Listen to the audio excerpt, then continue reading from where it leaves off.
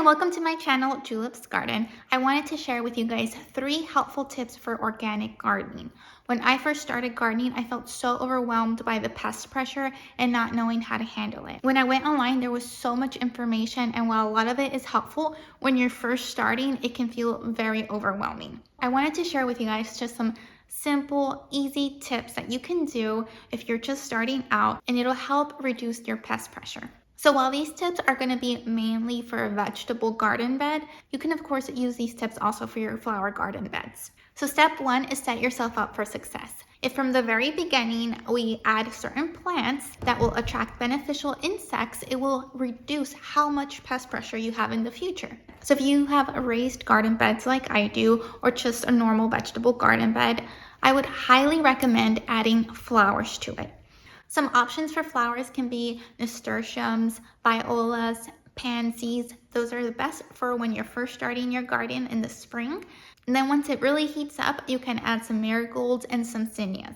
I like to add edible flowers into the garden beds because you can also use them for your cooking or garnishes, and meanwhile they're protecting your garden. So the main thing that these flowers will be doing for your garden is that they're going to be attracting all sorts of beneficial insects. Yes, you will have insects like aphids eating some of your plants, but you're also drawing other insects, beneficial insects like ladybugs, that will come and eat those aphids. Therefore, they'll be doing the work for you and keeping a good balance in your garden bed. Some other plants I highly recommend is adding onions, garlic, and chives.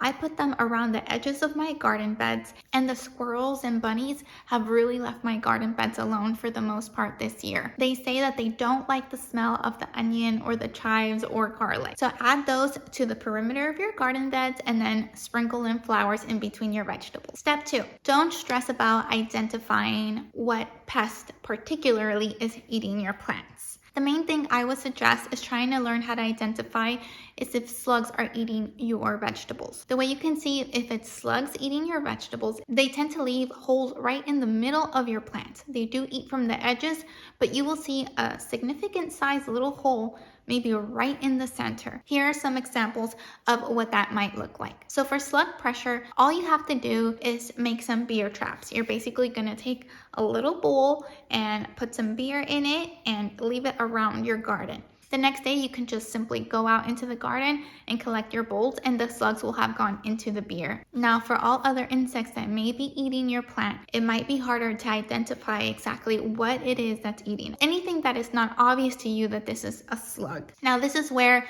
we will be spraying our plants. So step 3 is making a homemade soap insecticide. All it is some water with a little bit of soap. So you don't have to worry about buying this spray, buying that spray. Is this safe? Is this organic? Just make yourself a homemade soap insecticide. You can see here I'm filling up the bottle with water.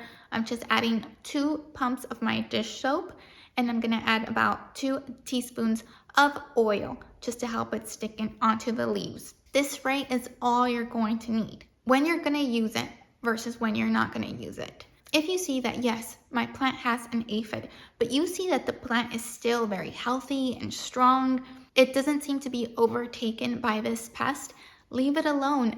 Most likely, all the other insects and the ladybugs are going to be able to control that population.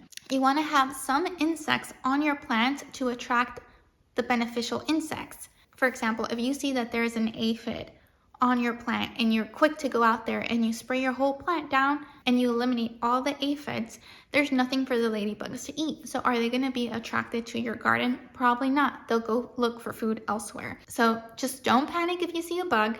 Wait to see, is your plant being completely overtaken by this bug? If it's not, leave it alone.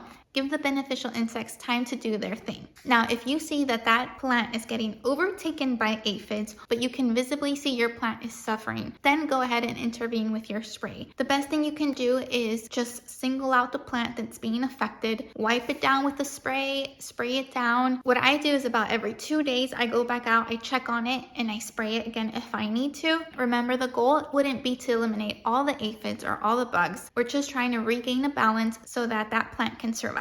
Okay, so a quick little recap. Step 1, add flowers, garlic, onion, chives into your vegetable beds. Step 2, identify if this is a slug or something else. Step 3, Spray it with your homemade soap insecticide if needed.